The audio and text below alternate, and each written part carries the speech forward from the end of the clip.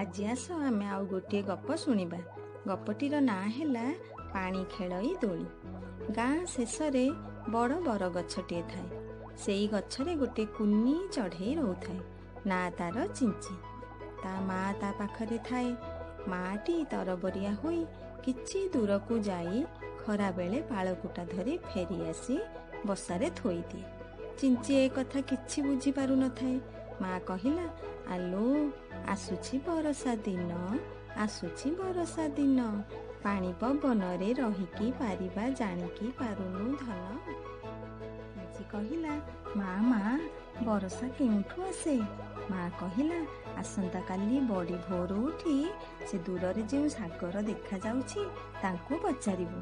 ଚିଞ୍ଚି କହିଲା, ସେ କ'ଣ ମୋତେ କହିବେ? ମା କହିଲା, ହଁ ସେ ତତେ ନିଶ୍ଚୟ କହିବେ। ତହିଁ ଆର ଦିନ ଚିଞ୍ଚି ସକାଳୁ ସକାଳୁ ଉଠି ସାଗର କୂଳରେ ପହଞ୍ଚିଲା। ସାଗର ଦେବତାଙ୍କୁ ପ୍ରଣାମ କରି କହିଲା, ସାଗର ଦେବତା ପାଣି କେଉଁଠୁ ଆସୁଛି? ଚିଞ୍ଚି କହିଲା, ମା ବରଷା କେଉଁଠୁ ଆସେ?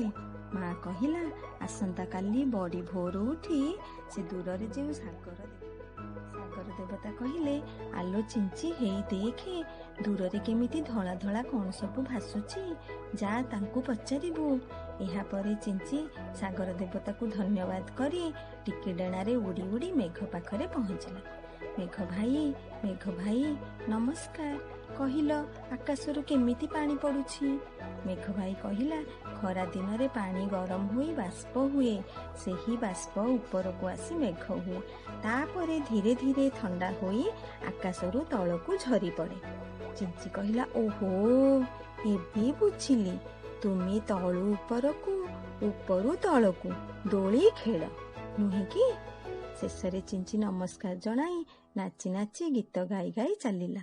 ପାଣି ଖେଳଇ ଦୋଳିରେ ଭାଇ, ପାଣି ଖେଳଇ ଦୋଳି, ତଳୁ ଉପର ଉପରୁ ତଳ ଦେଖାଏ କେତେ ଠାଣି, ପାଣି ଖେଳଇ ଦୋଳି।